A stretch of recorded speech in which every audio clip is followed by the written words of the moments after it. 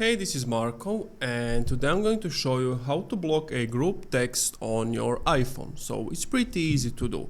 But before you start, please subscribe to the channel, it helps me out a lot. So you want to go to your messages, and from there you want to find the group. At the moment I don't have any groups, but let's take for example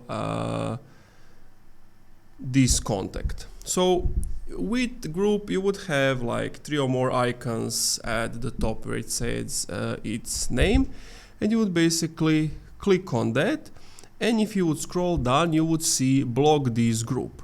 Now if you don't essentially want to block them, you can always mute them by scrolling from right to the left.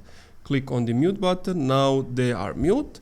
And if you want to block a specific person within that group, what you need to do is click on the group name, click on that contact, click on the info, scroll down and you will see block this caller, and you just block them, and that's it. Thank you for watching this video. If you enjoyed, leave a like, comment, subscribe.